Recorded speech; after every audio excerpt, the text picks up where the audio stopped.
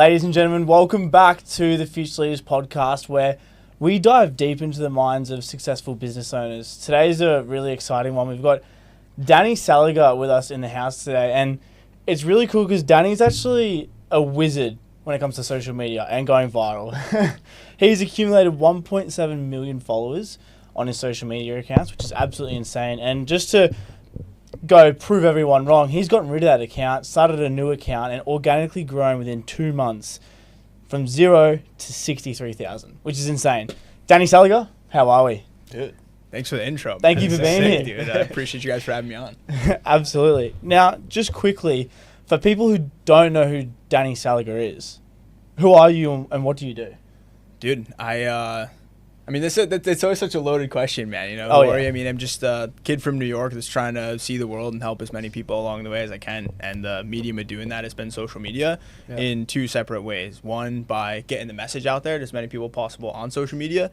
And two is helping people get their message out there through social media as well. Because social media, I think, is it can either be a really deep, dark place that's not good for society or the best thing ever, based off the way you look at it. So what we do is just help people who have really good offers and really good message, amplify that out into the world, and then, you know, spreading the message, which is why I was super happy to join on with you guys today, because you guys are doing something really special with the Forge and just, you know, some young beasts, man. You love the energy. So yeah, thank you. So who are some people you've worked with in the field? I was looking at your socials. You got some really cool names there. Like, who have you been working with? Yeah, I've got the privilege to not necessarily like work directly alongside, but just be alongside, do some form of content for, and just like really get to learn from some guys like Elliott, Tanner Chittister. I got the privilege to go meet up with Lopez's team from time to time, and one of the clients we're working with right now is School. So that's one's been pretty cool. A lot of travel involved with that one. It's actually where we're heading in 2 days over to the next mastermind in Dubai. So it's been a lot of travel. It's been a lot of meeting really cool people. And do you want honestly, to bring the Forge? Bro, I mean, we're flying through China on Thursday, so if you guys want to book the flights, 100%. Dude, rip it, bro, rip it. I mean, you guys are the type of guys to do it, if anyone, and that's why I respect it. But I mean, we do the spontaneous trips. That's what I'm saying, bro. That's why I like you guys. It's just like not a lot of people are willing. Fuck it, you know.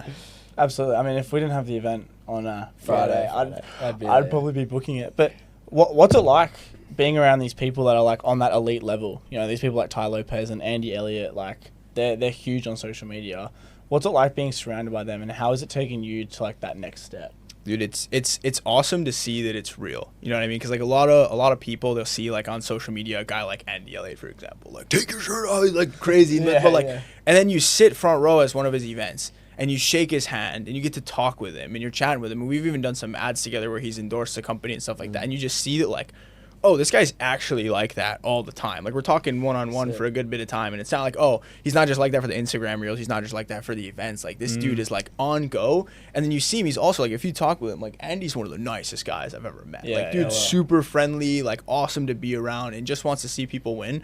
And it's really cool just seeing how real that kind of stuff is, and it takes it from this like facade of social media that's just kind of up in the air to this tangible thing. We're like, oh, this is a human.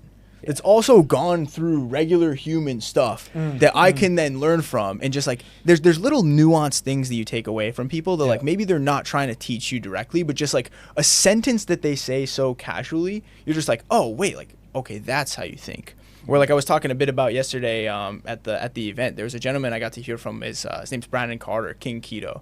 He's talking about launching his podcast, and with the podcast, he's like, bro, this podcast is gonna be lit in 2 years. And he didn't mean to like inspire or anything with that. He was just stating that he was launching a podcast and that he was planning on it doing well in 2 years. And him saying that, I just heard, I was like, wow, okay, so he's launching this thing and expecting not to see any results for 2 years. She's committing for 2 years without getting a cookie or anything. Okay, that's how someone like this thinks. Interesting. Okay, I'm gonna take that. And just based off doing stuff like what you guys are doing, like the spontaneous trips, going and meeting the people, making stuff happen, like this podcast studio, like there's little things you just get to hear from people in passing, and you just collect enough of those nuggets, and then all of a sudden, like, you're built different. But in reality, it's just like I'm just learning from as many people as I can. And we're doing it. We're actually doing the work. Exactly. And it's there's time and place for everything. Like when you're around guys like this, like even if they're talking about social media, and maybe that's an area where I would consider myself to be more inclined to as opposed to other areas in life, like it's understanding when you're in the learning zone or the performance zone. And this was something that I learned from a TED talk that one of my mentors shared with me. And it was like, cause sometimes like, okay, well, do you want to be confident and out there and like showcasing your skills and maybe, you know, a bit of cocky when it's needed? Or do you want to be like super humble and like always learning? The difference between finding that out was the learning zone and the performance zone. So it's like, if I'm taking a course, I'm in the learning zone. Yeah. I'm a 2 out of 10. Like I'm terrible at this no matter what or who is on the screen. They know more than me. I'm here to learn. I'm a complete beginner, even if it's something I would consider myself to be good at. However, if I'm with a client or if I'm on a sales call or if I'm giving an event, I'm not in learning zone. I'm not like, oh, well, I'm curious to hear what you have to think about that. It's like, no, like I know what I'm doing. I've put the reps in and I'm performing. In my head, I'm a 10 out of 10. And on that same subject where I'm taking a course or learning for someone, I'm a 2 out of 10. Nah, but to be fair, you showcased that the other night at the event. Even I learned stuff. I was like, oh, this is good. I was keen for this podcast to dive a bit deeper. I seen you walk in and I was like, as a stylist, the shark tie. What is the go, Danny, with the shark tie? Yeah, I see all your videos. You're in the same suit all the time. Talk me through. What is it? What do you think about the tie? Brand bro? sharks. What do you think about the tie, bro? Brand What do you sharks. think about the tie though? I rate it. As you rate it. What does that mean? What is it for Americans in the audience? I like it. Let's go. But I'll explain why I like it. Usually for like what's the word? Unconventional reasons, I would say don't wear it. But I like it because it's uniquely to you. It's a conversation starter. So someone will be like, oh yeah, what is the go with the shark tie? It stands out. It's visually like appealing. You're like, what is that? Yeah. Starts a conversation. Yeah. And that's where you go. Sign up to my course now. yeah. So buy my course. No. But I appreciate you asking, man. But there's really 2 big reasons when it comes to it. One is, like you said, like conversation starter, but I think that falls into the brand bucket where like my play with the suit is I'm going to wear the same suit in every single video that I do. Yeah. And like right now we're averaging almost 20 million views on just the Professor Danny page alone every 30 days.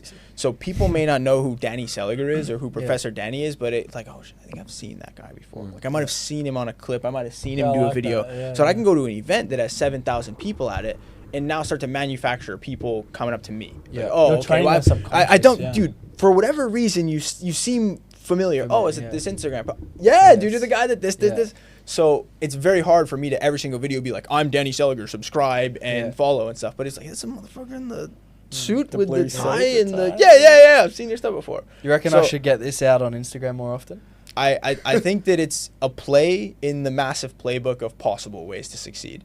I think that there's many different ways to do things successfully, and I think if you pull from too many different buckets at a time, like there's like you look at sales trainers. Like if I reference Andy Elliott and Jeremy Minor, well, you kind of know what I'm talking about. Jeremy, 2 completely different styles of sales. Andy's like the motivational, like handle the objections, like take your shirt off, like mentality. And if you follow that to a T, you will be successful. Where Jeremy Minor's like, well, I'm not sure if we'd be a good fit to work together. Like he's very calm, NEPQ, use the different psychologies. Both are extremely successful and extremely good at what they do. If you listen to both of them at the same time, your brain's gonna go.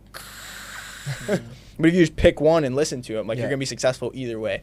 So I think that the branding play or something like that, like it's a play you could run if you wanted to. But if you're also running 3 different plays, it's not gonna work. Like that's something that I've struggled with a ton as a like younger entrepreneur in the space, like the shiny object syndrome. And you realize like you guys we see is like wide eyed. It's like, oh, there's so much opportunity out there and there's so much stuff that we could do, just not enough time, just not enough resources. So it's really like, what do we allocate those time and resources to? And I found from trial and error a bunch of different times when I'm doing a lot of stuff at once, all the stuff gets done mediocrely, if that's a word, or not at all.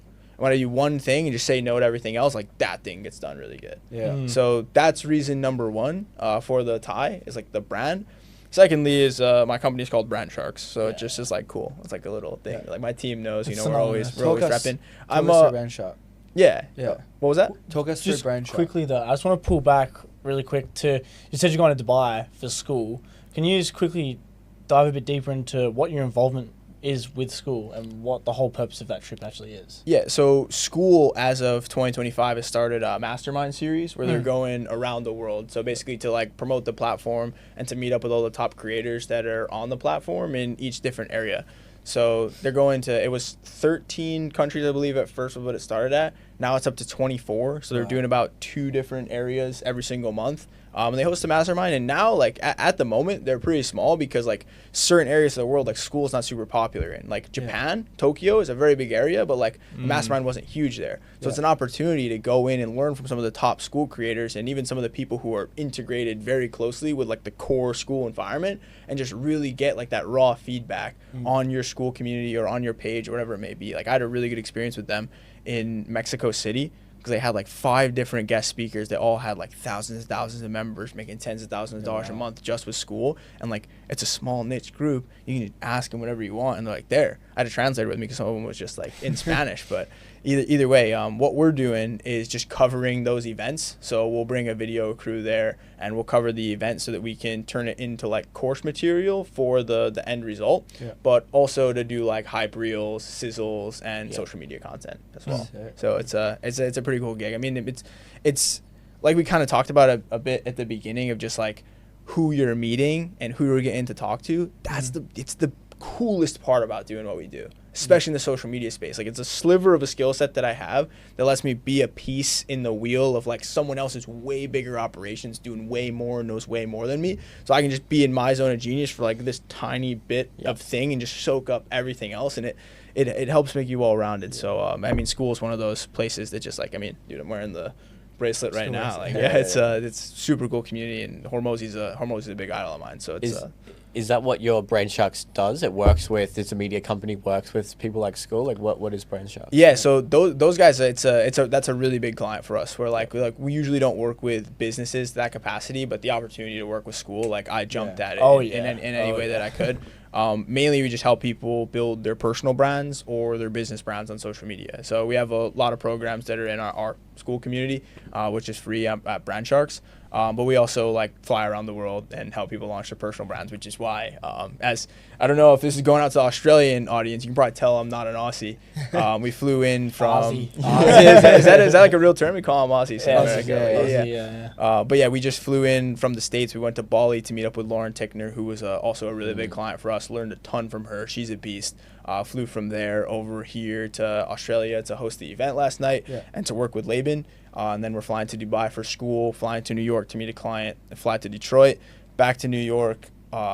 Next client's in Sao Paulo, Brazil, back to New York, and then we'll be back to Phoenix. So I try to like bunch all my trips up into one and just take like 2 months where we're traveling. So it's always a good challenge, like running the business and steering the ship while like being 17 hours ahead of home base. Congrats, bro, especially for 22 as well. That's huge. But it's as a result of doing exactly what you guys are doing, bro. Just saying yes to stuff, saying yes to stuff and jumping. Like don't think too much. Like, starting yourself from that. But the thing is, dude, like by doing that, I have some crazy stories from these past 18 months. Like you get kicked in the teeth. You know what I mean? Like you gotta, dude. I lost all my money 3 times in 2024 alone. Like crazy. Bad partners, processors freezing, not knowing how to set up your business properly. Like you get kicked in the teeth and you learn. But I was like, dude, like there's my tuition. Like I dropped out of college, I just had to pay the tuition. So there's pros and cons, but I like that. Business tuition is better education than school would have gave me. It's true though.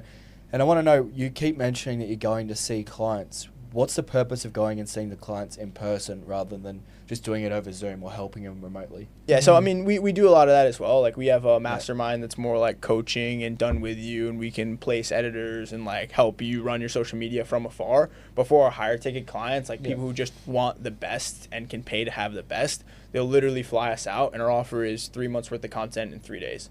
So we'll hang out for 3 days and we'll give you 3 months worth of viral content. We post every other day for the client. Some people, they want to go every single day with content. We'll come, all scripts completely prepared. So you come with just like a booklet of what needs to get accomplished at the shoot, film all of it, send it off to the editing team, send it back to the clients for review if they want. We post on behalf of the client, test all the hooks, run the promotions, run the ads as well if they want to do boosting. And then it's like full social media management. So I always wanted to work with people who were like the highest level that I could serve. And it's literally just you commit 3 days worth of your time, and your social media is completely managed for 3 months. So what does that look like? So like how many videos are you producing? Is it one a day, or like how does that process look for someone who actually might be interested in that? Yeah, so as a standard, it's every other day. But if people want more, we can always do more. It's a blessing and a curse for having a content agency. There's so much you can do. Like I had to fight in these mental battles of like what the offer is. We can do anything. We can help anyone. Everyone needs content.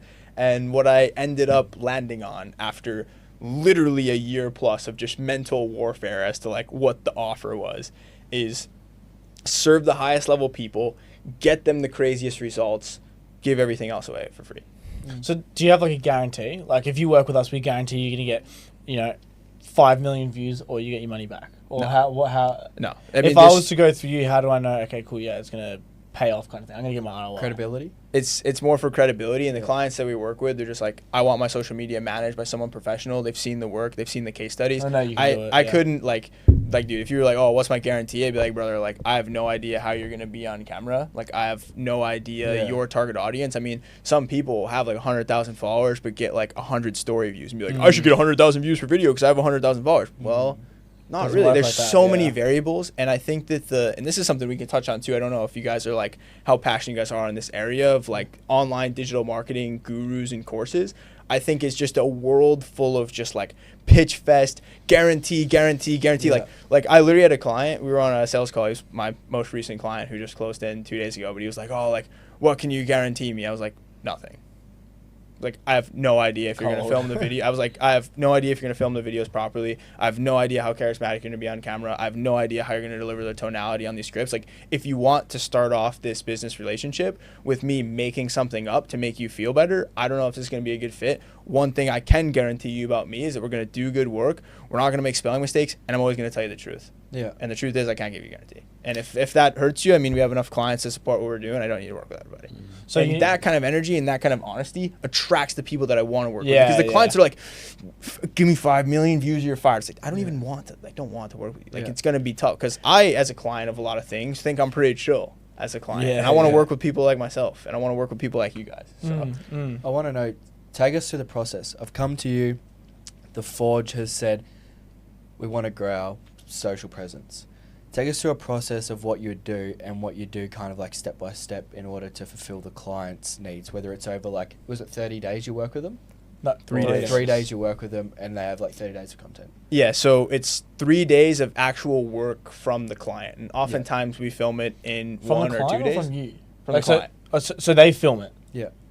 No, so we do a lot more than the 3 days worth of work. So let's say you guys want to sign up. We'd go through a pretty extensive onboarding process so we can understand your business as if we are you, because we're going to be writing the content for you. Oh, yeah. From then we use our script writing team as well as our AI system that we have to write. Let's say we want to do a post every single day. We'd write 90 pieces of content for you. I would then get my ass on a flight, fly over to Gold Coast, and we would film all 90 of the short form videos for you. Usually that's what would take the 3 days, but some people just bang it out in 1 or 2 days. And then we take all of that raw footage, we edit all of it, we post all of it for you, we monitor the analytics. And if you guys want to do boosting too, we can run that in terms of the ads. So it's literally 3 days worth of time from the business owner for 3 months worth of content. That's crazy. And once the 3 months comes up, do you have them on a retainer where they may get you back out again to film another 3 days, or they kind of have like the done for you process in order to go and do it for themselves? There's people that have us on retainer, but most of the time it's just like, like shoot your shot for the 3 months, and most of the time it's like, okay, I'll see you again in 3 months. Yeah. Because it's difficult to go back to sorry content. Because I mean, for example, like if you're working with us on a 3 month basis, it's only going to be a bit more than what you'd pay like a rinky dink content agency, like a local one that will just hand you the script and tell you to film on your own. Plus, I mean, flights, depending on how far away you are, it might cost a bit to fly. But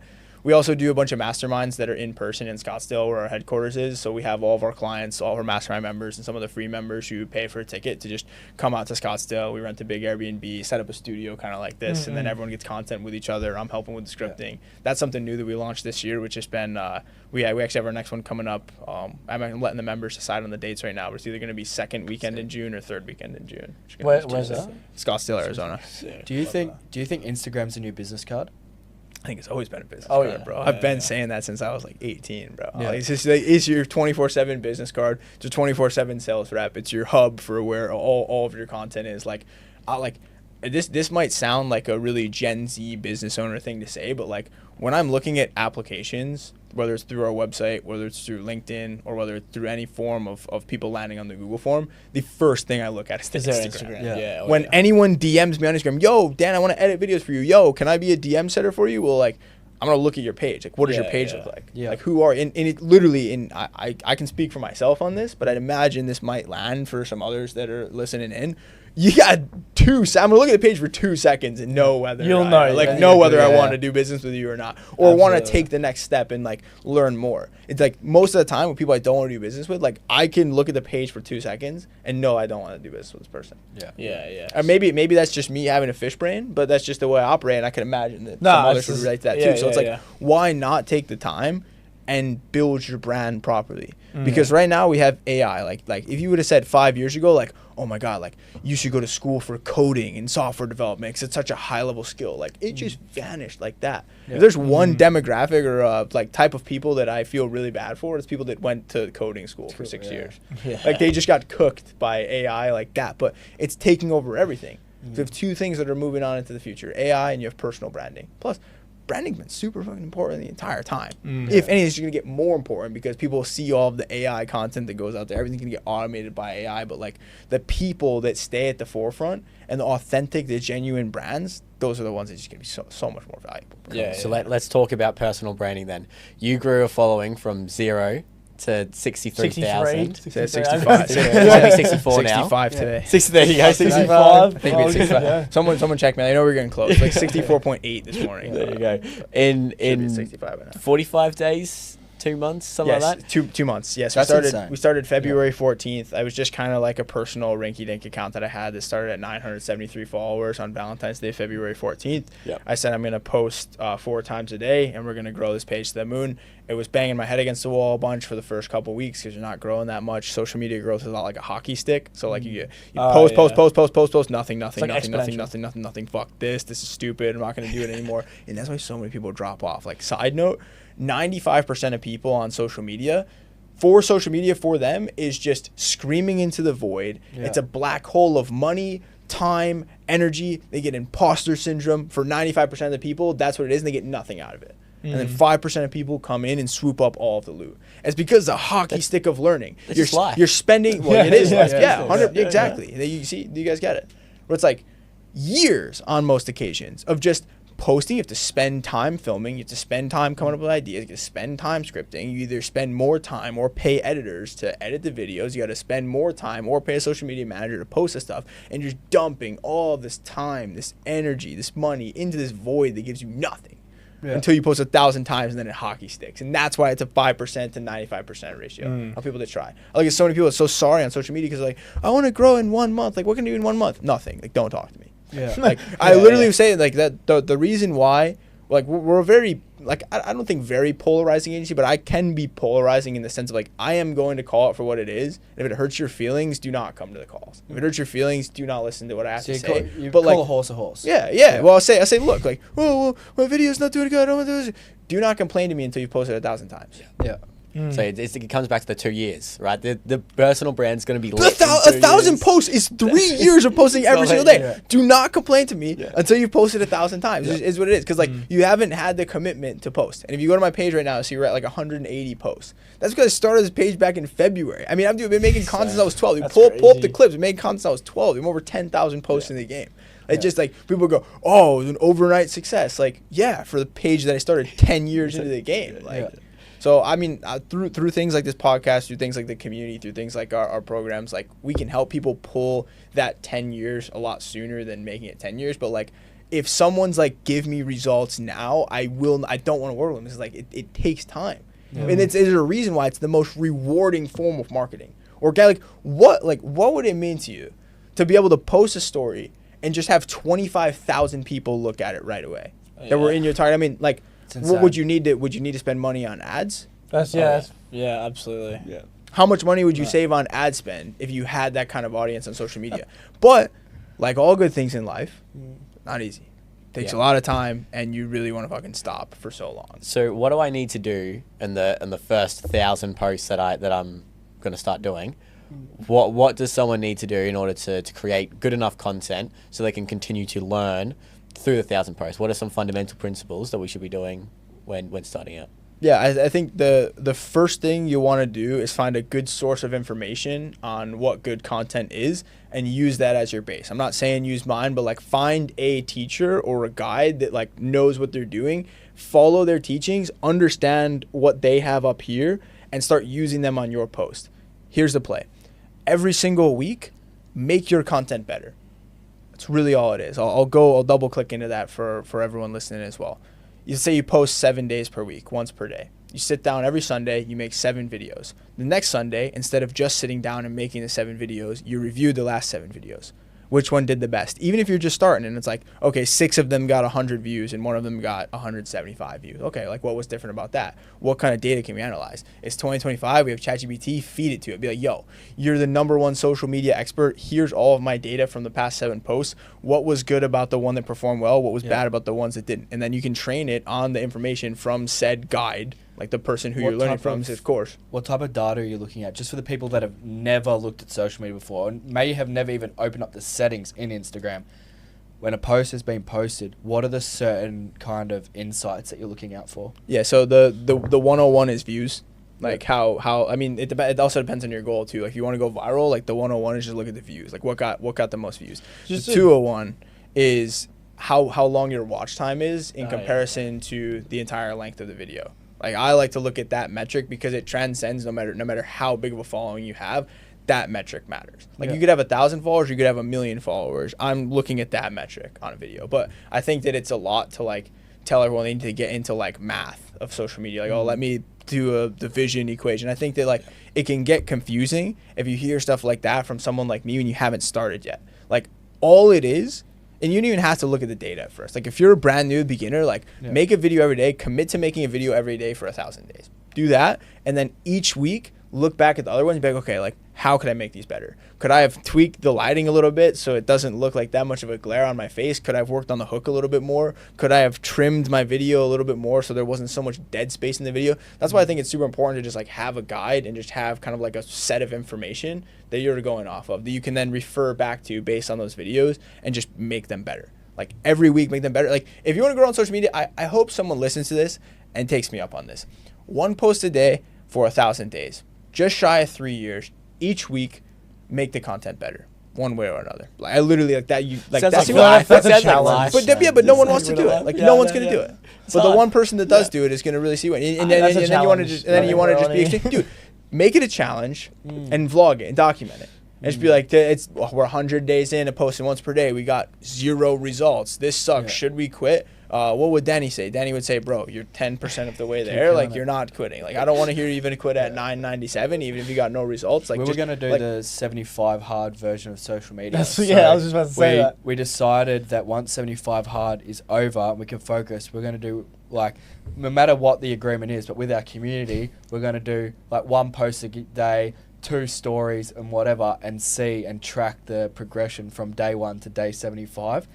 And so I'm interested to see. So that's something we're playing with at the moment. For my business/social media extremists that are out there, the 75 hard that I did with the new page for Professor Denny was 4 posts per day, 2 of which needed to have at least 1 public element to them. So like out in public, visual hook, and it was 4 posts per day. Love it. And that's how we did it. And honestly, with the 4 posts, we were testing 5 different variations of hooks on each one. So we were really posting like 20 times per day. But just quickly, were you filming all those 4 and editing them in the day, or did you have them pre-recorded to get posted? Oh my God. I was not doing that every day. No. It'd be like once per week, we'd get all of them. Sometimes we'd prep for like 2 weeks. But you were still doing that 4 posts per day. Yeah. What would you say for someone that's just starting out? Obviously, you've got probably pretty high costs with the editors and stuff like that.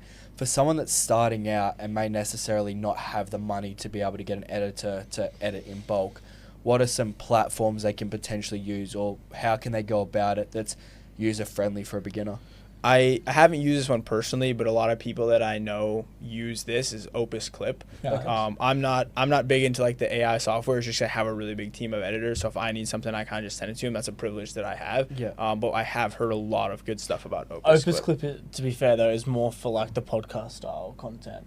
So like from my understanding, because I've used it before for clients, until I was like, yeah, I need to steer away from this. You'd put it in a video, it's just like, you know, an hour long. It'll use AI to go through that video and create 20 of the most viral clips. It'll clip it for you, add captions, export, done.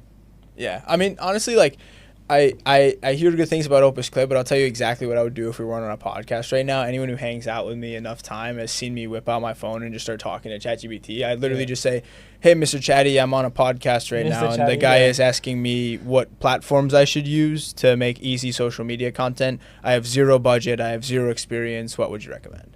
And Actually, it's just going to spit out. I've seen you do this today. Yeah, It's funny, you were doing it in the car. I did it on the car. You can ask him. I was talking about the sales process as well. And I use chat as my best client. friend. Yeah, best friend, client, everything. I really like it. It can have its pros and cons, that's for sure. Because we know someone who's building an AI software for video editing called Stardom AI. Yeah. Mui, right? Yeah. So that's gonna be pretty cool once I think it's released, but I think once it's set up and everything, that's gonna be it's gonna be a good clip. Send me the details on that. Let's try it out. I'll send you them. Yeah, for sure. But I want to touch back on something you said around you edit or you film 28 videos a day. Plus Not like a day, sorry like well in one day Yeah. for a week, right? And then you do like 5 different hooks of video. Walk me through your scripting process in terms of how you work out how many scripts you want, how many hooks you want per video, why you try the different hooks, and then how you actually script and your sort of process to creating 28 videos a day. Yeah, so the scripting process is the most extensive piece of it. Like the 28 videos filmed in a day is done in like less than an hour. Yeah, I'll just sit in front of the teleprompter and just read it. Gotcha. The real work and the real grind is in the scripting process. And I say 5 hooks of video because that's like usually what it is on average, but it's really just what I want to test. Because at the end of the day, like I can provide guidance, but I don't know the answer. Like I had we had our mastermind call this morning, and one of the clients we have on there was like, dude, I posted the exact same video with a green headline and a blue headline, and the green headline had 40 times the engagement. Like I couldn't have. There's no person that could be like, oh, a green headline is gonna work today on the. It's a testable thing. So if there's different variables that we see, or like there's like, oh man, I'm torn between 3 different hooks that I could use, or I want to test this out. We have trial reels on Instagram now. Like I'm just testing all of them. So I want to test as much as I can, because like there's been videos where I'm like ChatGPT's even giving me a hook. I'm like, I don't know about that one. Like it's kind of weird, but I'll just test it, and then like that one blows up. We have this as well. So Isaac, our other business partner, hated this hook. He said it on one of the ads that we're running. Are you successful but lonely? I've got something for you. He hated the hook. He just wasn't. Didn't sit with him. It didn't sit with him. It's the best performing ad that we have of him speaking. You can't leave it up to your own The market personal. decides, not us, man. Yeah. So are you posting like the same like video, let's say, but like 5 different hooks? So like it's 5 of the same videos, just 5 different hooks. Yeah, I'll show you guys. crazy. I'll show you guys some after this podcast once I go get my phone back. But there's like the benefit of it too is because if it's a banger video and you do it 5 different times, like the Costco one that I referenced yesterday at the event that has over 3 million views, over 100,000 likes, like crazy engagement on it. The other 4 variations I posted of that, one of them got like 700K, the other one got like 200K, another one got like 100K. So like That's still good numbers. No, exactly, yeah. I'm banking followers off of all of those. So people are like, oh, dude, you're growing so fast. I'm like, yeah, I'm posting 4 times a day, but I'm also like ripping so much more in the background on trial reels. Because like if you have trial reels on your Instagram account right now and you're not using it, like do not ever complain to anybody that you're not growing online. This is a feature that you post on Instagram and it doesn't show it to your followers. What? Yeah. So you could test whatever you want and you can repost all of your viral stuff. Like right now, I have it as part of my social media manager's SOP, like post a video that got over 1 million views every single day. I'm gonna be cooking tonight. So, dude, okay, be the caveat though, because I learned about this and I posted like 160 of them in one day because I was like, oh my god, dude, I'm just gonna rip to shred. And I lost the button for like 24 hours and I had to delete a bunch of them. So I was like, no, Instagram gods, like give it back to me, like, Zuckerberg, bro, I need my button back. So like, I think the exact same way in terms of like I'm gonna go crazy, but not 160 of them. Like it will take it away. So you're posting 4 of the same video a day, or 4 different videos? 4 different videos with 5 different hooks to them. So it's really 20. Yeah. So you're posting 20 times a day, technically. Yeah. That's insane. Yeah, I mean, we've definitely dialed it back as we grew, but there was a stretch of time where we were doing that for a good 2 months. So talk me through, you wouldn't be sitting in this chair, and correct me if I'm wrong, if it wasn't for the team that you have around you to help you get here. 100 million %. I want to know, what is the structure that you have at the moment? What are you doing with your employees? Who is in the background that may not necessarily see in front of the camera? Dude, we're lean and mean right now, and I love where we're at because I view myself as kind of like quarterback, and we have 4 people on the team that are just running in their own lane. So we have Andres right now, who's our project manager. He's been with me since day one. He's like facilitates all of the editors. So like he has a really tough job, and I respect what he does. And he's working right now. He just sent me some trial projects for a client that where we have pretty far down the pipeline right now. He's like, hey, here are the videos, send them to the client. He's always up late working, managing all of the editors, which is a super tough job. He's a beast. Then we have David, who's our social media manager, who manages my social media and all of our clients' social media. So he's like air traffic control when it comes to social media. And we just brought on a customer success rep and our first sales rep as well. So we have project management just to oversee like how the videos are getting done. We have Andres, he's in his own lane. David's in his own lane with social media. We have customer success, and then we have sales. So it's like everyone's kind of doing their thing. It's just like a one-to-prong customer success. What has that actually done for Brandshark? I'll tell you what it's done for Danny. Yeah. It's made my life so much better, dude. Because like clients are always going to need stuff, and that's not bad at all. Like especially in a service that's like high deliverable with what we do. Like we're delivering a video every single day to all of our clients, or every other day. Like there's a lot of deliverables that are in place, and you're working with something that's like very front facing for all of the clients. So like we're not editing videos. We're the face of people's brands. So if little things get messed up, it's really big deal if that's the case. And plus like clients are on edge when it comes to it too. It's like, okay, well like you guys are posting for me, we're getting millions of views. Like that means millions of people are seeing my face. And if it's fucked up, that's a really big issue. So a lot of times like clients would be wondering, hey, like how far along are we on this project? Even if we're on track, like, hey, can I get an update? Hey, like when's the call? Where's this piece of the community? And like that gets taxing because like you want to answer it right away because you want to be like speed with the client. But I'm also a super, super big advocate of deep work. Cal Newport's Deep Work is the most life-changing book that I've ever read in my life. And if you read it and if you take it to heart, your life will not be the same, and you will protect the first 4 hours of your day like it's your newborn child. So I personally get super derailed with like notifications that ping in, and like when I'm at home and I'm working, I literally am not on my phone until 3 p.m. And my team knows that. I'm like, I'm not online until 3 p.m. I'm not going to look at stuff. But with clients, you can't just be like, hey, Mr. Client, like, I'm not going to answer you for 18 hours out of the day.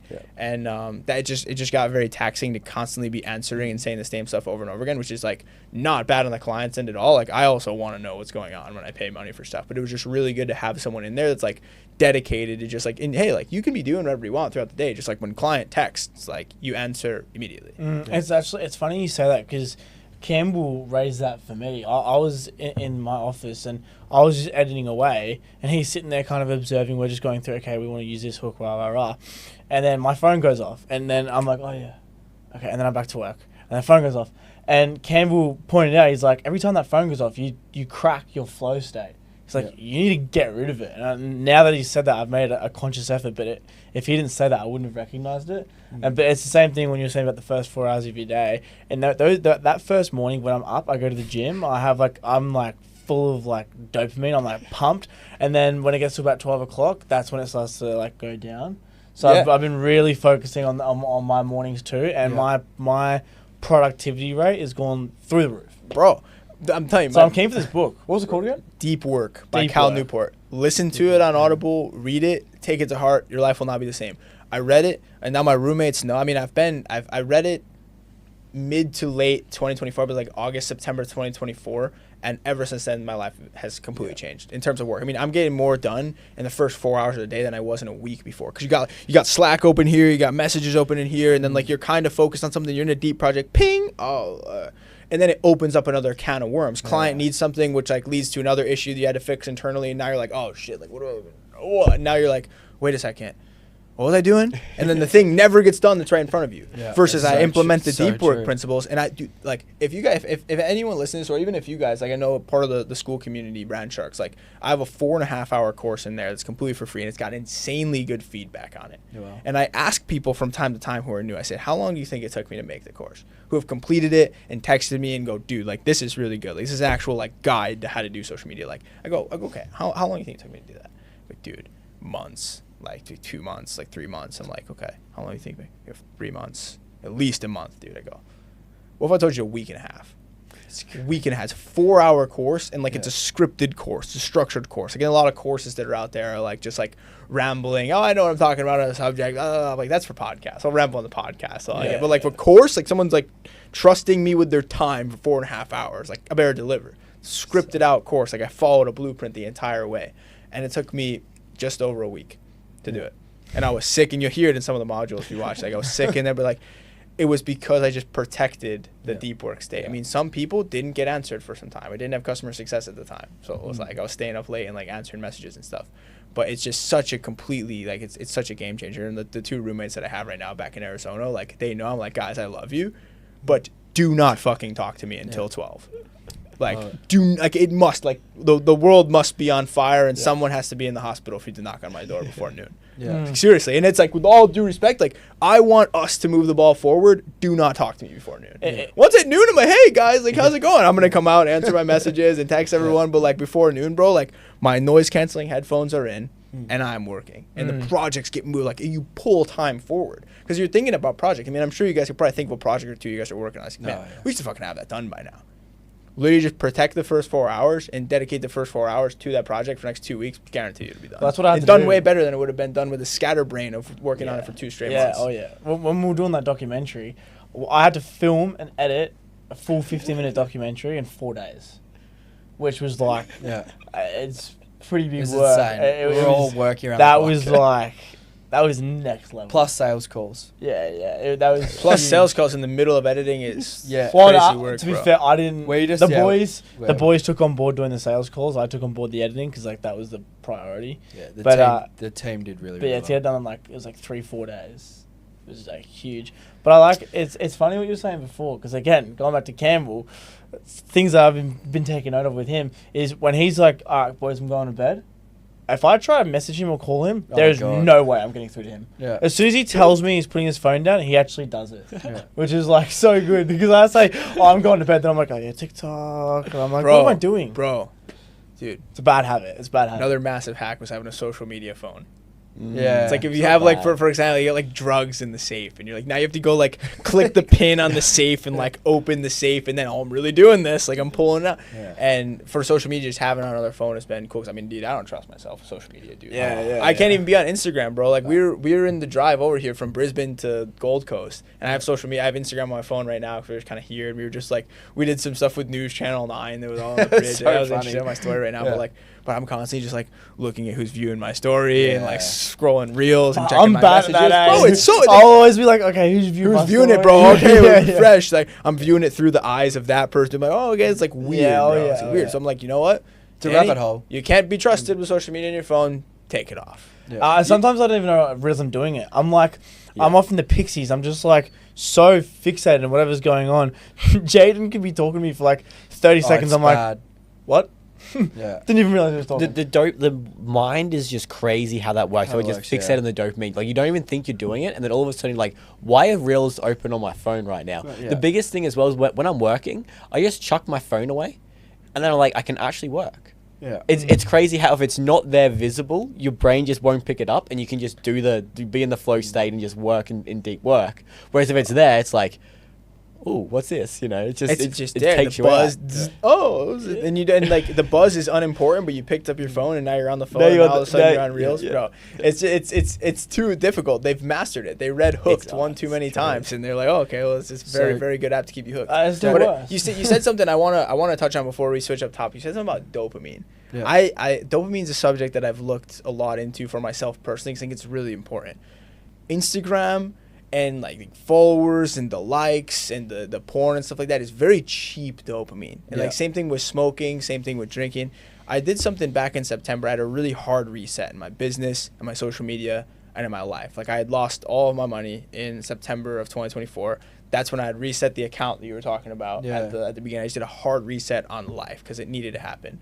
And to launch that hard reset, I did 100 days, 0 social media, 0 alcohol, 0 smoking, 0 nothing, 0 jerking off, like 0 cheap dopamine for 100 straight days. And when I tell you, bro, day 36, you're out there on a walk, and you're like, damn, the tree's looking vibrant today. Like, it's like, really, like I'm dead Bro, serious, look at the way it's just... I'm like, man, the grass, look, I'm like, wow, I'm so thankful for life. You're just gratitude, and that, like, that's real dopamine, because, like, when you watch a social media, you're like, I will not go on Instagram until I'm ready to completely derail my day. Because the second you open Instagram, dopamine spikes like this, and you can't get back to focus. This is not scientific or anything I'm talking about. This is just what Danny has discovered for himself. The focus is right here because your dopamine level's here. Open Instagram, it gets spiked to here, and then you can only get back down to here because your dopamine's up to here. This kind of stuff isn't cutting it for you. The walk that you go on with your dog and the work that you're doing doesn't cut it. But when you don't have any of this cheap, free dopamine, you can enjoy so much more. I love that you said that too, because I still, this is something that I need to work on myself, is cut out that social media as much as possible. However, starting 75 hard, where I've cut out a lot of that dopamine, I actually, now that you've said it, I kind of just reminisced the other day when I was out hanging out the washing, and I just got so much joy of feeling the breeze on my skin. I was like, holy shit. I love that you said that, because it's so true. No, I was looking out like yesterday or 2 days ago on the canal where I live. I'm like, it's vibrant today. I was telling my family, like, it's so vibrant, and they're like, what are you talking about? I'm like, dude, it's just vibrant. Life is great, man. Yeah, life I love life. Yeah. But it's as a result of not being on Instagram. You sure that just wasn't Nan's brownies again? I want to know, Danny, you're still on the journey. You obviously got massive goals you want to achieve, but if we had to start again, all the way from the start, what would we do? Danny's gone broke again. He's lost it all. He's lost it all. What would we do different in order to get to where you are now, or even better? I think there's 2 roads to this. I would take the same road that I took in terms of, like, launching an offer with something that you're passionate about and something that you're good at, and doing it for free at first until you can actually prove it, so you can make the connections, so you can get the case studies, get the testimonials, and prove the offer. That's what I did, and I wouldn't change that. What I would change massively, because this is something I think might land for you guys, and I hope no like crazy stuff like this has happened in the past with you guys. But when you say yes to everything and you're an open book for opportunity, I mentioned it earlier, you get kicked in the teeth a lot. Yeah. And I got kicked in the teeth so much, just as like a dude who was young, hungry, hustling, was willing to say yes to anything, was willing to go to any place to make anything happen. You get kicked in the teeth a lot because you're young and you're naive, and people can manipulate you easily. It is so much harder for people to manipulate you if you just ask a couple questions. Like, ask why, or ask how. If something seems too good to be true, or like, oh, Mr. Potential Business Partner, you don't want to put this deal on paper. I'm too scared to ask why, because I'm a 20-year-old entrepreneur and this is a big potential mentor that has this big business. If you don't want to put it on paper, why do you not want to put it on paper? Like, if both parties are in integrity, we should both want to put this on paper so we can visualize what exact agreement we're getting into. Yeah. If there's someone who really wants to handshake it and you're too afraid to ask why do you just want to handshake it, I mean, you could save yourself from so much heartache. Because the people who had worked with the people that had taken me for stuff, that just asked a couple questions, never ended up working with them. And the people who didn't ask the questions ended up getting screwed on multiple occasions. So do not be afraid to ask the questions and suss people out, like you were talking about, like poke around a little bit. Yeah. Because the people who have the integrity and the people who have the actual thing going on, dude, I'm happy to tell you all about it. Ask me the questions. I'll tell you all the information. I've worked hard to get to where I'm at. I'm happy to open up the kimono and show you what I've been working on. You know what I mean? But the people who are like, oh, no, you don't need to see the revenue. Like, why? Why can't I see that? Why can't you come up with a pro forma for the investment that I'm going to be making? Why can't you show me a fucking website for this crypto that I'm going to invest into? Yeah. And if I had the balls to just ask the question and be willing to have like that uncomfortable conversation, I would have saved myself nowhere of like hundreds of thousands of dollars that I lost. I think that's the best answer personally for myself that I think I've ever had from a podcast guest. We ask this question a lot, and it's like, what would you do to restart? And sometimes they beat around the bush. They may necessarily get put on the spot and not know what they want, but for you to just open up and be like, this is how I see it, this is what I should have done, just shows within yourself that you actually evaluate how your life is going from an outside perspective. And I respect it. So I do think there's an element too to like needing to fuck up yourself also, because like 100%. there were people around me, and I'm not gonna quote specific situations. Maybe I will at a later date in my life, but there were plenty of times throughout the teeth kicking image that I'm speaking of where people are like, "Dan, the stove's hot." I'm like, "No, it's not. Fuck, super hot, man. Damn it!" Like I would have. So I think that if you can surround yourself with people that are in the same lane as you, or are a little bit ahead, that are trusted and that you respect, because everyone's gonna have an opinion, bro. Everyone's gonna have an opinion, and certain people deserve to get a middle finger stuck to them about their opinion because they're not in a position to answer the question. But if you have someone who's a bit further ahead that you respect and that you want to be like, and that you want their life, not that you want to trade places with them, but you see where they're at and you're like, okay, I kind of respect that. Listen to what they have to say, because a wise man learns from his own mistakes. A genius learns from mistakes of others. I could have avoided this by listening to people. What a but cool like, answer that. yeah. Well, I mean, but the thing is, like, I promised you, if I hadn't gotten absolutely railed like plenty of times last year in business, I wouldn't have the nuance that I have right now. Like to be able to say that's a really good answer, bro, because it's like real, dude. Like I can speak for days about all the mistakes that I made literally just in the last year alone as a result of saying yes to everything. But it put me in a spot where I'm like able to speak on it. A quote that was my wallpaper for a while was, "An expert is just someone who's made every mistake in a narrow field." Pretty true. So if you just like picture you're running through a course and you just step on a landmine, you blow up. Okay, well, landmine number 1's right there. I'm just going to avoid that. Boom, you're on landmine number 2. Okay, well, the first landmine was there. The second landmine was there. Let's avoid those 2. Boom, you're on number 3. You just got blown up a third time. Yeah. And all of a sudden, you're like, okay, well, dog, I know where all the landmines are. I'm just going to waltz through this course and not blow up. And everyone's blowing up behind you. Or worse, they're not even getting started. Yeah. They're like, oh, there's landmines out there. I don't want to blow up. And they just stand there. Versus like, bro, like in business, I think at least in this analogy that I'm going pretty deep on, you get unlimited lives. Like I've gone up and lost so many times, and like the one ultra advantage that I have is like just parents that love me, and the family that supported me. So like I fucked up, and I was like, "Hey guys, need to live here again for a little bit."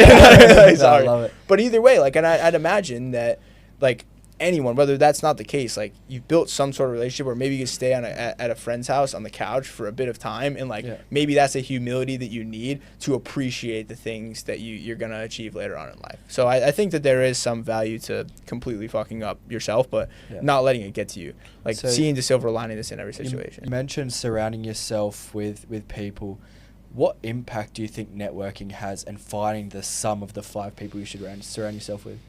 Dude, the five people is so hard, bro. I think like it's so cliche and everyone's heard it so much, but I still think it's just undervalued. Like, dude, the people that I'm around, bro, like if I'm not around someone that fits the criteria of like, you know, I want to be like them, I respect them, there's something that they're doing that they're better than me at, they push me, they're real, all things like that. If people aren't like that and don't check all of the boxes, I like part of my brain is turned off conversating with them. I cannot let you in. I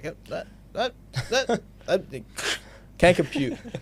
But like, if you're willing to do that and block this kind of stuff out, the real ones, bro, it's like, oh yeah, that's my type of psycho that's also like on the let's fucking go. And now you have real tribe, bro. You have real tribe. I feel like as a like I feel like as humans, at least I can speak for Danny and no one else on this. Like do with this what you will. But I feel like all we really want is just to be able to sit down on a Saturday night at age 33, have a nice steak with genuine homies that you really like, that your wife cooked and she gets along with your mom and your family and your brother, and every there's no hiding anything from anybody, and everyone actually wants to be with each other. I think that like, dude, success financially and in business as a man is the basic form of competency. Like, it's your duty.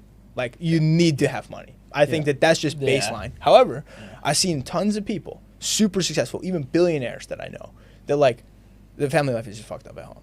And I what do you need 10 figures as opposed to 9 in the bank account, and like your life sucks outside of just having a ton of money? I think that's the worst thing that could happen. And how much money would they spend to get the friends or those people around that wouldn't even be real?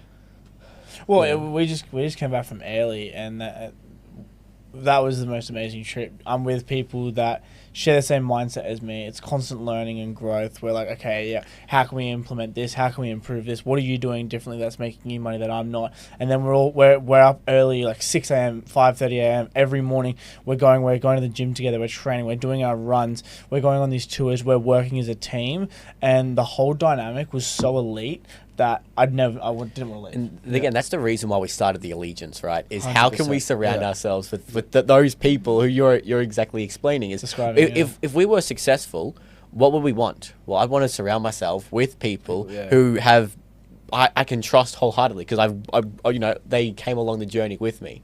So it's like, how can we find them now so that when we are successful, because we will be, that we're just more bought in. There's so much trust there. Yeah. So. It's one thing too, man. You bring up, you want to have people there like along the journey, but I think there's a certain value in like really proving your worth as well, because it's so fucking easy to be like, I'm locked in, bro. Like, I'm dialed this year, bro. But like you're drinking on Saturday. But it was my homie's birthday. You know, the 21st, I was drinking. It's like I want to be around people, and this is for Danny. Yeah, I want to be around people that are like, fuck alcohol. I'm never drinking. I'm not smoking. I'm not doing any stuff. I don't need to go party. I'm on a mission. So and the downside of that, bro, there's going to be a big downside of that, bro, is because the friends that you have are also doing so much shit, it's lonely. The friends that are instantly, immediately available, why? yeah. You have nothing that's going on. Yeah, oh yeah. So the friends that I have that I appreciate the most, I talk to like 2-3 times a month, if that. Yeah. And we'll jump on meetings. It's like accountability calls. It's like, yo, like, did you do the shit that you said you were going to do this last couple of weeks? Yep. No. Why? What's the punishment? Dude, I was in a group last year. We did daily accountability calls. And we set our daily inputs. We set our monthly goals. And we set our yearly, like what we wanted to hit. And if we missed a daily hit, $1,000 had to get sent to everyone else in the group. Like each. That's actually. You're like bro. So many times, bro. Because mine was 50 new outbound messages per day, and there's so many times, dude. It's like 9:30 at night, and I'm like, I'm so fucking bloody tired, as you guys would say. I'm bloody ready for bed. Bloody tired. Mate, you gotta get a wriggle on, mate. You gotta get a wriggle on, mates. I'm keen to go to sleep. I'm tired heaps, if you will. Been in Australia for a week, but either way, like it's 9:30 at night, you haven't sent any messages, and you're gonna have to show your screen on the call. Like this isn't like, yeah, I did my messages. Like, okay, pull them up. Yeah, let's see them. Click into those. You're not texting your mom on there. Like, I want to see the messages. Like, how did you initiate those? And it's being around people that are willing to just be like, Campbell, for your own good, bro, show me. Yeah, like you said you were gonna do this, do it. Yeah, and like I tell you, bro, I had about 1,100 followers on Instagram about 2 weeks into the challenge that we did. Bro, like we gained 200 followers posting 4 to 20 times per day. Like the crazy like social media stories I'm talking about, you post 28 times per week, you film all these videos. Yeah, I was doing that, and it was consuming my life basically. Because I mean, I'm saying I film them in one day, but like script writing those successfully and going out and filming them in public and getting the props. I mean, I'm spending time, energy, and a lot of money to do this. And we're 2 weeks in, dude. I had 200 followers. And I literally came back to the house, and Andres, the project manager that I'm telling you about, he was living with me in Phoenix at the time. And I was like, I come back and I'm like, this is not up for debate. I'm not doing this anymore. This is stupid. We have 1,100 followers. I'm like, this is, like I said, I'm not here to debate this. I don't want to hear shit. And I have 11 good reasons as to why we shouldn't do this. The business is suffering. I'm not serving the clients like I want to because I'm fucking just posting on social media all the time. He looks at me, this Hungarian guy. He's like, you said you were going to do it. I'm like, I did. He's like, you're not going to be a quitter. He's like, he asked me, he's like, what needs to be true for you to not hate your life doing this? Yeah. And it just, we ended up working it out. We whiteboarded it, but like, and I'm not gonna lie to you, during that conversation and throughout a lot of conversations I have with my close circle, like, I mean, I'm a prideful dude, bro. Like I'm at the whiteboard and I'm getting challenged on my ideas that I care deeply about, that I used my first 4 hours of the day to come up with these ideas, bro. These are great ideas. And someone's just shitting on them and telling me, no, it's not a good idea. I'm whiteboarding out why it's important for me not to continue this challenge and why we need to just focus on the business and not on the social media. And you have someone challenge that, your heart starts to beat, dude. You feel that like adrenaline, that stretch, like, fuck this guy, man. I don't fucking do this. But like those kind of things are so important. Those people around you are just like, dude, you said you were going to do it, and now you're not doing it. Or it's like, oh, man, like, I really care about my health this year. Let's go to McDonald's. Dude, what the fuck are you doing? Like, oh, I want to eat the ice cream. I'm going to skip out on the run. I'm going to skip out on the gym. Like, if I'm going to tell somebody, if someone's going to tell me, I care about my fitness this year, I want to really work on my health, And then I'm like, hey, Mr. Friend, let's go to the gym. Oh, but I'm sore, but I this, but I that. And I'm going to say, you fucking told me that you were going to work on your health this year. Are you not serious about it? And if that kind of person gives me pushback and still doesn't come to the gym and resents me for it, thank you. I got a fake person out of my life quicker than I was supposed to. And it's like the reason why people don't have the circles like that is because they're not afraid to A, set the standard for themselves, B, live in that standard. Like, people around me know, dude, like I've not drank alcohol for almost a year, and I will never go back in my entire life. I don't smoke cigars. I don't smoke anything. I don't do drugs. I don't nothing. Yeah. And it's tough to find people like that because you don't fit in, especially at our age. You just don't fit in. Because everyone just wants to party, go out on a Friday night, Saturday night, and just live it up. Yeah. They don't want to sit in the office, do the grind. Dude, it's like there's a viral quote that went around the Instagram world that was like 10 years of suffering now for 60 years of freedom, or 10 years of freedom now for 60 years of suffering. Yeah, like, damn, that's crazy. We actually have a framework for this. I'd love to just share it with you quickly. Is we have what we call the future leader staircase. Yeah. So it's a staircase on sort of how to become that leader that you want to be. And the first step is you are a goner. Where we have the saying, the gunner crew, right? The people who say they're going to do this, going to do that, never end up do the action required to actually, take that next step, right? And that's the missing key that they're missing. They need to start taking action. As soon as they start taking action, that's when they're going to start seeing some sort of results. But then they get to the next stage where they're starting to take action, and then they outgrow their old friends. And they become really lonely, right? It's a whole nother level that you have to go up. And that's when you need to become the networker. You need to surround yourself with people, join communities, be around that network of people who will continue to push you towards the next step.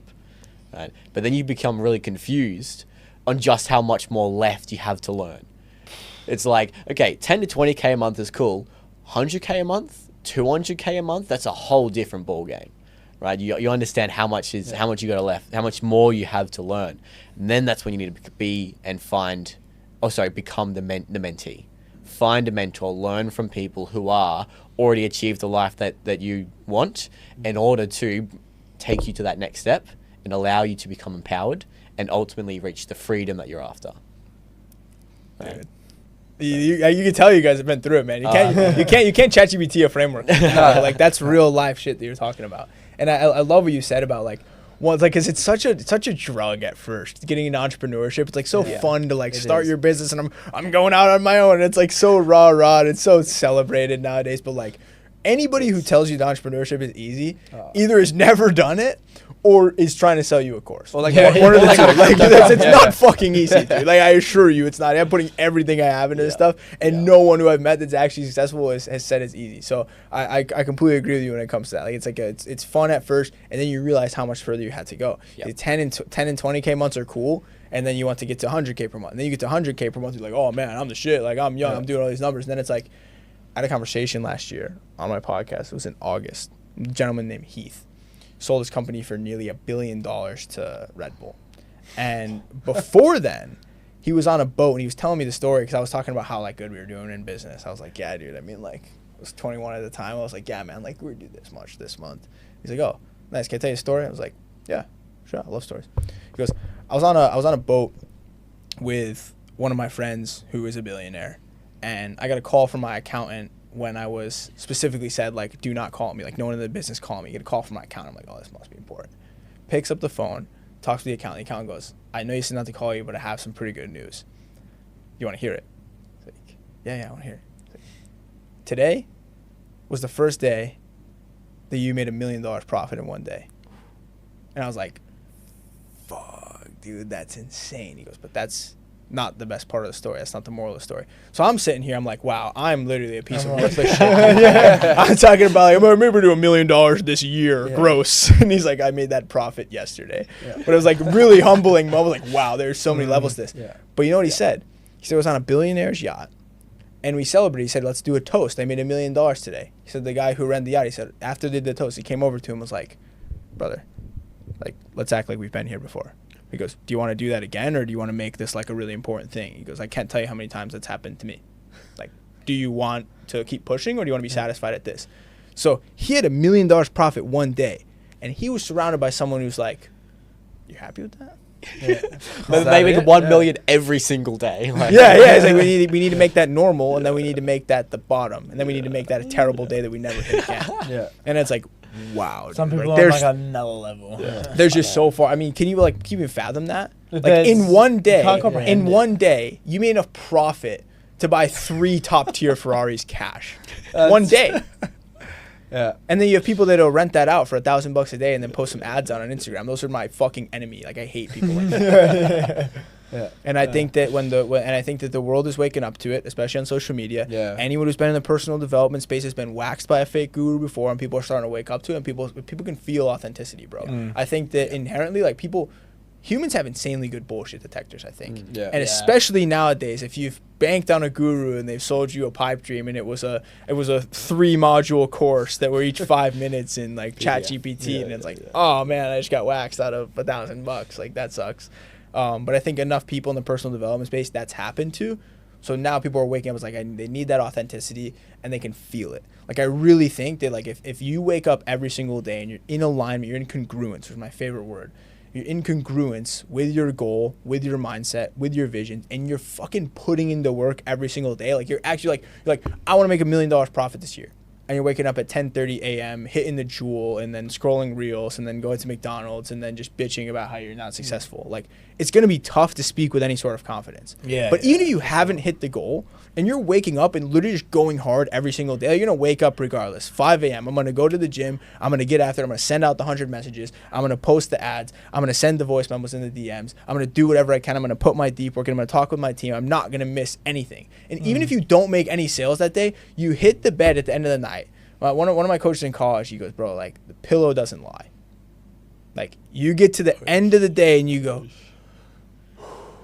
and it's either such a good feeling or you go, I could have done more. Yeah, done more. absolutely. And It's when you true. consistently go to sleep at night, you have that feeling of like, I legit gave it everything I had today. And over and over, you go, like, yeah, good job, man. And when you're your worst critic, which I believe I am, like, I don't think anyone pushes me as hard as I push myself, which I want to surround myself with more people who are really, really pushing me and that I respect. But, like, when you can string a couple days together of, like, genuinely good work, bro. Good work. It doesn't matter how many sales you made today, but, like, you actually gave it your best work. And only you'll know, dude. That's the beauty of it. Like, only you'll know when you're brushing your teeth at night and it's 10:30 and you're like, damn it, I didn't pick up the call that I got today. I should have made the call. I should have did this. I should have fucked. Yeah. And you stack enough of those bad ones up against each other, now you're not confident. You stack enough of those good ones up against each other, regardless of how much money you make. You're like, I fucking tried my hardest every single day. The last, even like week is really big if you're really being critical of yourself. I gave everything I had every single day the last week. Now I can jump on a podcast and say, like, yeah, I'm going to be one of the biggest names in the entrepreneurship space over the next 3 years. Yeah. And that's a real statement that I used to say on stuff like, I'm going to be one of the bigger names I'm going to be one of the biggest names in space. I'm going to be, and that's how you say it until you like actually believe it. Start actioning it, yeah. So, Well, I got the proof to back it up every single day. Yeah, Anyone's yeah, right, and I have the proof to back it up. Like last night, we got back from the event, arrived home around 11 p.m. We stayed back a little later. We're talking to some of the guests that were there. Yeah. We get back. I have a quick bite to eat. I lay down in my bed, start uploading the footage, and then texted everyone from the event who joined the school community. I got the phone number, say, hey, thank you so much for coming to the event. Like, what was the biggest takeaway? If there's any way I can help you with social media, like, thanks for giving me a warm welcome to Australia. Every single person from the event. Personalized messages up until 1:30, and then we got up at 5:45 today. Well, I set my alarm for 5:45, but I got woken up at like 5:30 to go catch the sunrise so we could get clips as part of B-roll for our vlog. And now I can go to sleep tonight knowing, like, yeah, I am definitely sleep deprived right now. Like, I have not got more than 4 hours of sleep in the last 5 days. And we're going to have a 2-hour drive back north tonight. And I'm probably going to get no fucking sleep tonight either. But, like, when I hit the sheets at night, it's like, yeah, I fucking tried smashed today. it. I Yeah, tried yeah, today. yeah. I really gave it my best today. And I think that, at least to me, and some people will say that's not a good headspace and you don't want to live this way. I personally do. That feeling at the end of the night when you gave it everything you got, that to me is, like, happiness. oh yeah, that hits. That hits, yeah. Yeah. Now, just before we start wrapping up, I really want to know, where do you see yourself in 5 years? Dude, 5 this is- years, Danny's killing it. Where is he? Because we're gonna be with you, so I just need to know where we're gonna be going. What are we doing? Yeah, dude, I mean, I hope I get to attract more ladies and gentlemen like yourselves that are like actually dialed in. I think that the gunnas, you call them, and just for reference, I didn't understand this for like 3 minutes last time when they explained to me. Gunna is like I'm gonna do something. Like I'm gonna do this, I'm gonna do that. And it's so easy to be a gunna, and I want to attract more people who are like serious about that. And we should come up with a term for like someone, because I think locked in is too like, it's too cliche. Yeah. I'm locking in now, I'm dialed in, and I hate that shit too. But I want to just What's continue. chat? Yeah, well, actually, hey, Mr. Chatty, we just had a podcast. I love that, Mr. Chatty. I'm gonna drop the transcript in here from minute 53. I want you to come up with a name for the person who's actually locked in, but isn't that. No, either way. But in 5 years' time, I think I will have established myself as a name that people like younger me would have looked up to and really changed. I mean, like I watched Gary Vee for the first time when I was 15. I got introduced to Hormozy 4 years ago, and like those are two guys that like if I didn't randomly stumble across them on Reels or YouTube, like I would not be here. Yeah. And I think that it's so valuable, and it's such a privilege that we have, that we can learn things, synthesize them, say them in our own words through our own experiences, and change the lives of others. And I really just want to be someone that like people like me needed at a certain time when they were younger, and also just build a massive fucking business and help a lot of people. So you see yourself as that future leader, for sure. I would say so. Yeah. I mean, I like to consider current. You know, like Current, I think everybody who decides it is a leader amongst their own people. I mean, like you guys, you're leading the community. It's not future leaders. Like you guys are leaders every single day. I think when you identify as like, okay, I'm gonna be something. I'm a future leader. It's like, okay, well, like you're in kind of that learning zone still, which is good. Yeah. But there's a time and a place for the performance zone, dude. Where it's like we're jumping on this podcast. I have so much to learn. I view myself as a 1 out of 10 in life. Where like it's like the Confuciusism, where it's like the more I know, the more I realize I know nothing. Yeah. I feel like I'm starting to get to that point where I'm like, dude, I have so much to learn. It like makes me crazy, makes me hate it sometimes. I'm like, bro, you're never gonna know everything, and it's a painful thing to hear, but like. But it's so true. That's my viewpoint on the learning zone. But there's times that you jump on this podcast, like, dude, I'm trying to be in performance zone right now. You know what I mean? But if I'm interviewing a guest on a podcast, I'm in learning zone. It's like the dark hole of entrepreneurship, because it's like, you know, you're working so hard, you're learning so much, you're doing so much, but you never feel like you're doing enough. Bro. And that's how I feel all the time. There's an American football college strength and conditioning coach. I have to give such a preface because we're in Australia right now, but his name's Lou Caralla. And he has a video that you've probably seen that went super viral. And he said, lazy people do a little work and think they should be winning. While winners work as hard as possible and still worry whether or not they're being lazy. Yeah. True, You know the guy who did one thing, I sent out 10 messages today. Bro, I sent out 100 every day for the last 2 years. Like, fuck, I'm doing enough. Like, I want to be around people that are like that, because like the boats rise with the tide, but some people are just a fucking weight to the bottom. And I think if that's you, it serves you to give yourself a genuine look in the mirror and decide what you actually want. Yeah. Because if you want a life, and I'm going to speak to the Americans here because I know a lot of the Americanism, that if you want a life of when Sunday comes around and you want to put on your favorite player's jersey, drink a couple beers, have a burger, and just tell your wife to get out of the room, if that's what you want to do and that's the life you want to live, do not listen to a word I say, please. Because I'm talking to the people who really want to go after it in life. Like, I'm talking about the people who like want to come for everything and just take life and do it the best way possible. So, at least in my opinion, best way possible. Because everything's subjective. I love it. Perfect. But So, Danny, I want to know. I was tired before this. Who do you want to see on the podcast? I'm interested.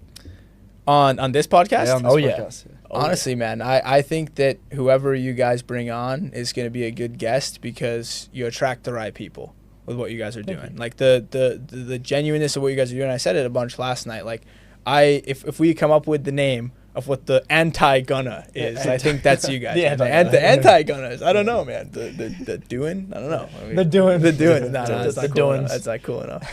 But I think that whoever you guys decide to bring on will be a good guest. But I would say, like, and this is something I've been learning recently as well, and I'm trying to like keep conscious of, like, as when you know you're on a certain trajectory, to be conscious of like who you're associating with and like who you're bringing on the podcast. At first I was just talking to everybody, and then it's like, oh, you were associated with that guy, and this guy's got a bad rep, and he saw you on the podcast, and he saw you pictured together on Instagram, and he's wearing your merch, and like that's That's something to be cautious of. I think that it's not really important when you're just kind of like doing whatever. I'm gonna have a podcast, but like as you guys start to grow, like think about that. And I trust you guys will bring on some heavy hitters to this. So I have no preference. Do you have someone specifically you want to see us talk Someone to? from school, maybe. Yeah. I don't know, man. I think that there's I don't know if I have a good answer for this. I think I'd just be pulling something randomly. Give me some time to talk to ChatGPT about it. I'm just kidding, but I trust you guys will crush it, man. For sure. I want to come back. Oh yeah, I want me back on in 3 years. Bro. I love that. Let's do it. On a yacht in Dubai. Bro, Let's do it. dude, don't get me on another fucking rant, dude. Can I for a quick second? Go. Oh yeah, Bro, if there's one thing out of many that I learned in 2024 through a lot of business up and downs, that you don't fucking work to be on a yacht in Dubai with the boys. You don't. Like, you work to be at whatever restaurant is local in your area with 2 or 3 homies that you genuinely want to be there with, that you're hiding nothing from, and that you can have open, free conversation that are working towards the same goal, and you mesh well with each other, bro. Like, you will not see me wear a Rolex. You will not see me wearing designer shit, because I went through that phase last year. And I mean, this is such a deeper story that I'm not going to get into right now, but I experienced, I can show you guys my camera roll, dude, last year in Dubai, ripping Lamborghinis, flying private jets, going on yachts every other weekend, $2,000 steak dinner every night with a business partner that I had. And I experienced the hedonism that people work for, and that you see the guys with the Rolexes, and you see them with the Lambos, and I know a lot of these guys, they're all rented. It's all facade. And so many people nowadays, they want to focus on putting up this front of like, I'm wealthy. Dude, if you were wealthy, you would want people to think you had less money. Like, why if you had millions of dollars sitting in the bank, like, would you want to be super flashy? It's the people who actually have nothing are the ones that are becoming super flashy, or there's some sort of insecurity that are compensating for. I think the people who are really secure with themselves don't give a fuck about a yacht in Dubai. Like, would it be cool to just say Ferda and just be you're on the yacht with the boys, like Croatia Yacht Week, meet some super cool entrepreneurs or other people that are there? I mean, I just think that it's the hedonistic shit is not what you work for. At least it comes down to the individual, though. Like, I know personally, I could not think of anything better than working hard and spending a week on a yacht, wherever it is. It's not the environment you create, it's the people that you're with. And I couldn't think of anything better than rewarding ourselves and actually going and experiencing the world. So I definitely agree with what you're saying, but I think people need to stop the facade and actually do it for the right reasons. To be fair, I couldn't give a rat's ass where I am, whether or not it's at the little Asian restaurant around the corner, or I'm at a yacht in Dubai, or I'm in LA with you guys. As long as I'm with my boys, I don't give a fuck. I could be I could literally be on the side of the road. And I'm happy. Dude, and when you get into that headspace that it doesn't have to be in a yacht in Dubai, you realize that you're in the good days right now. 100%. Like this right here, setting up the podcast studio, ripping fucking 15-hour day to set this up at one of the boys' cribs in Australia. Like, dude, this is the good times, bro. This is the stuff you look back on. We have a wife and kids. The 4 a.m. The 4 a.m. We like legit sat in here after a fire podcast episode. Yeah. And we checked the time, and we're like, we've been speaking with each other for the last 5 hours. Bear in mind, the podcast guest left. It's just us four boys. Just chilling talking in here, shit talking life. Till 4 a.m. and we're like, oh shit. And His girlfriend's like, bro, where you at? Yeah. Best moment. I'd say that's definitely one of my most favorite moments so far with the boys. I want to know, where can people find you, Danny? Instagram is Professor Danny, and if you want the resources and stuff I was referencing on the podcast, we have a free community, free course, a bunch of free stuff that I put together that my mission was to make better than my competitors' paid stuff. Is on School. It's skool.com/sharks. All of it's there. Just click the box that says you found from the podcast if you're doing that. I'd like to see that. But either way, dude, seriously, I love what you guys are doing. And I'm stoked to have crossed paths and to be a part, even if it's just a small bit, dude. I'm going to be following along. Amazing. Well, thank you so much for being on the podcast. Danny Seliger, everybody. Thank you.